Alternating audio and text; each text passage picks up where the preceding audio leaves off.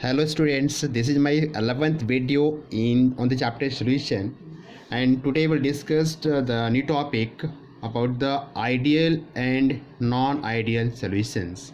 So in this video mainly we discuss about the ideal solutions. What are ideal solutions? So ideal solutions are those which follow the Raoult's law for the entire range of concentration and at all temperature, यानी कि वो solution जो कि एक entire range of concentration और सारे temperatures पे रॉल्ट्स law को ओबे करता हो, that solution is called ideal solutions. ठीक है, एंटायर रेंज ऑफ कंसनट्रेशन और सारे टेम्परेचर्स पे कोई सोल्यूशन से अगर रॉल्ट्स लॉ को ओबे कर रहा है तो that will be called ideal solution. Now we'll discuss some important characteristics of ideal solution. देखते हैं यहाँ पे आइडियल सॉल्यूशंस की कौन कौन सी इंपॉर्टेंट कैरेक्टरिस्टिक्स हैं. तो फर्स्ट कैरेक्टरिस्टिक्स यहाँ पे मैं बात करूँगा.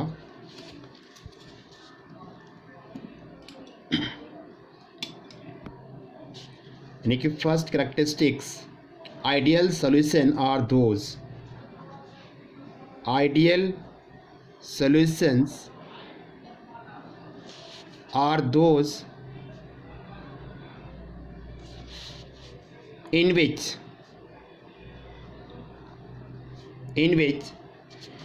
theoretical pressure is equal to observed pressure. Theoretical pressure is equal to observed pressure. Suppose कि हमने एक सॉल्यूशन लिया और इस सॉल्यूशन में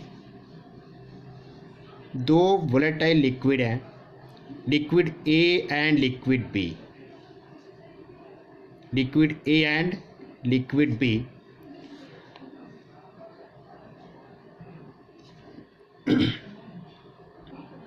और आइडियल सॉल्यूशन बना दिया हमने यहाँ पे. This is now ideal solution,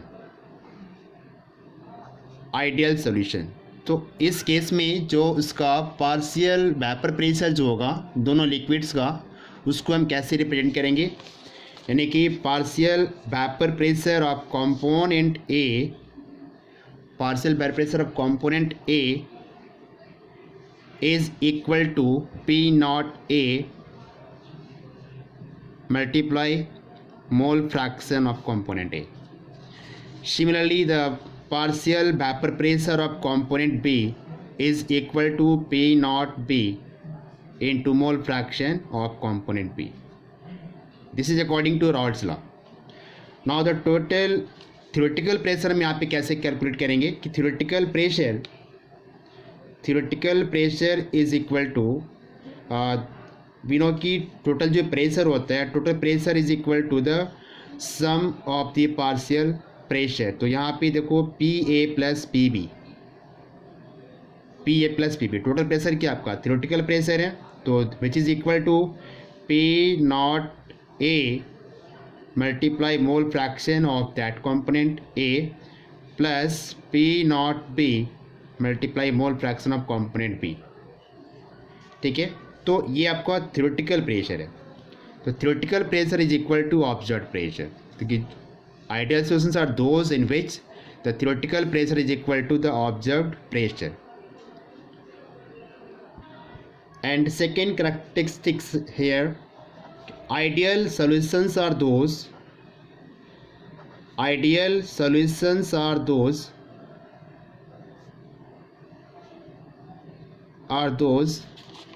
in which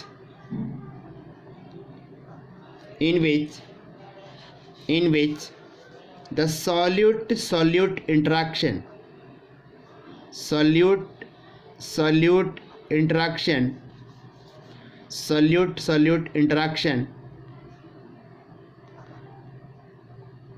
and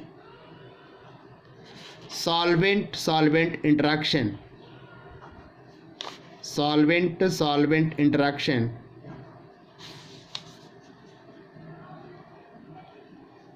interaction is equal to solute and solvent interaction. solute and solvent interaction.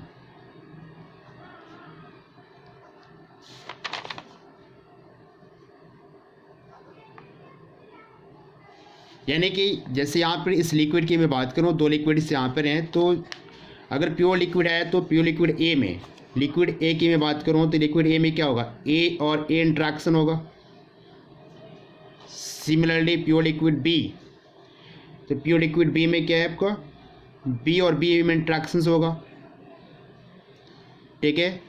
आप जब दोनों को मिक्स कर देंगे, दोनों लिक्विड को मिक्स करने के बाद जो नया इंट्रैक्शंस होगा वो ए बी इंट्रैक्शंस होगा. तो जो न्यू इंट्रैक्शन है, सेम इंट्रैक्शन जो पहले था वैसा ही है, मतलब कोई चेंज यहाँ पर नहीं है. ठीक है. तो ये आइडियल सॉल्यूशंस में ये होता है कि जो भी न्यू इंट्रैक्शंस होगा वो न्यू इंट्रैक्शंस पहले जैसा ही रहेगा जो इंट्रैक्शंस प्योर लिक्विड में मॉलिक्यूल्स के बीच में था. ठीक है.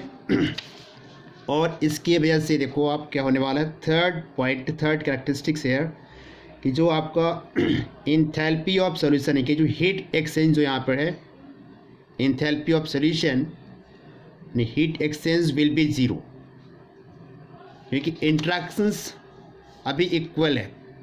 तो इस केस में डेल्टा एच क्या हो जाएगा आपका, सॉल्यूशन का ज़ीरो हो जाएगा. ठीक है. Heat exchange will be zero. और नेक्स्ट कैरेक्टरिस्टिक्स यहाँ पे देखो, फोर्थ पॉइंट की जो डेल्टा वी है, यानी कि change in volume, delta we ये क्या आपका चेंज इन वॉल्यूम क्या रहेगा, ज़ीरो होगा. Change in volume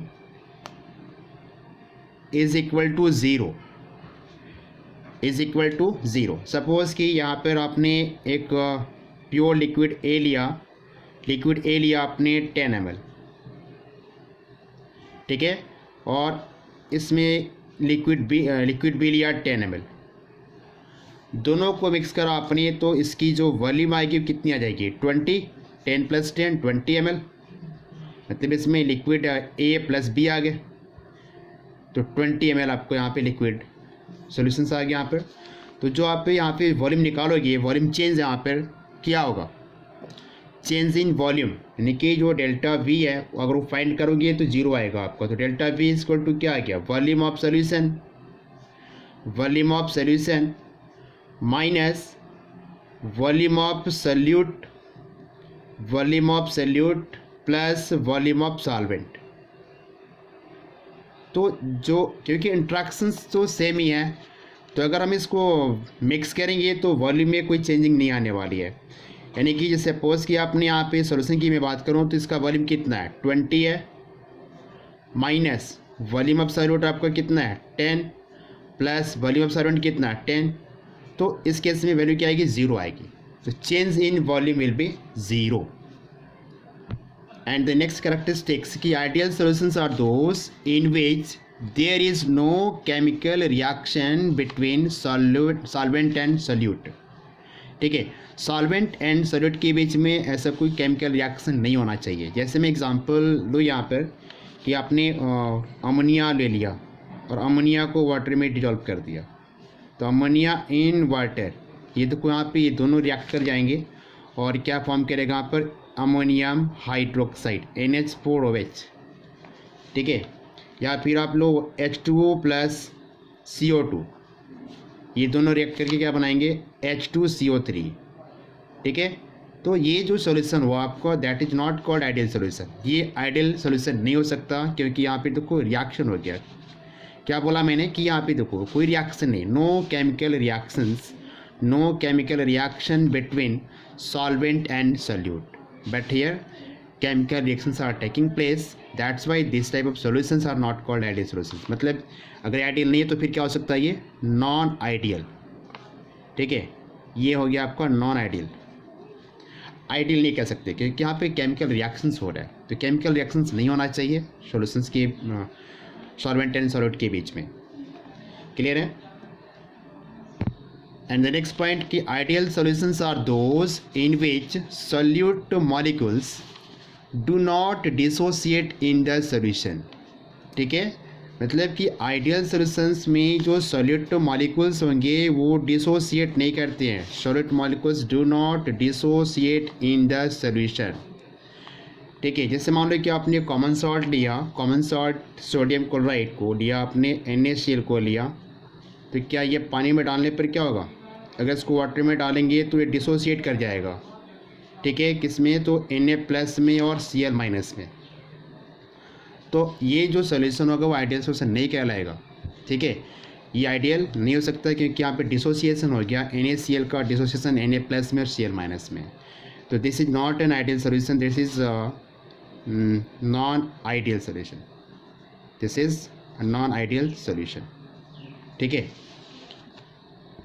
and the next point कि ideal solutions are those in which there is no association. देखो यहाँ पर एसोसिएशन किसके बीच में? Association between the solute molecules. Ideal solutions are those in which there is no association between the solute molecules. Solute molecules के बीच में भी एसोसिएशन भी नहीं होना चाहिए। जैसे कि यहाँ पे देखा इस पॉइंट पे डिसोसिएशन भी नहीं हो रहा था, तो उसके साथ साथ देखो यहाँ पे एसोसिएशन भी नहीं होना चाहिए। जैसे मैं एग्जांपल लो यहाँ पे कि इथेनोइक एसिड है, ethanoic acid CH3COOH। Ethanoic acid को अगर हम बेंजीन में लेते हैं, बेंजीन में लेते हैं तो यहाँ पे इसके मॉलिक्यूल्स एसोसिएट कर जाते हैं। अगर अपने यहाँ पे 2 मोल्स ले रखा है तो इसके 2 मोल्स क्या होंगे? एसोसिएट कर जाएंगे। ऐसे देखो CH3COOH, इसके 2 मॉलिक्यूल्स यहाँ पे एसोसिएट कर जाते हैं। तो ऐसा एसोसिएशन भी नहीं होना चाहिए सोल्यूट मॉलिक्यूल्स के बीच में। अगर एसोसिएशन ऐसे सोल्यूशन में हो रहा है सोल्यूट के बीच में तो that will not called ideal solution. तो 2 मॉलिक्यूल्स यहाँ पे इनके बीच में क्या होगा? एसोसिएशन। देखो ये due to formation of H bond between the molecules, ठीक है। तो ऐसा भी नहीं होना चाहिए। अगर आपने इथेनोइक एसिड बेंजीन में ले रखा है तो वो भी नहीं कहलाएगा आइडियल सोल्यूशन। मतलब ये भी क्या आपका, ये आपका नॉन आइडियल सोल्यूशन का एग्जांपल कह सकते हैं। ये नॉन आइडियल है, आइडियल सोल्यूशन नहीं हो सकता, ठीक है। तो ये आइडियल सोल्यूशन नहीं हो सकता क्योंकि यहाँ पे एसोसिएशन हो रहा है। तो ideal solutions are those in which no association, no dissociation will be there, ठीक है। तो these are the characteristics of ideal solutions, ठीक है।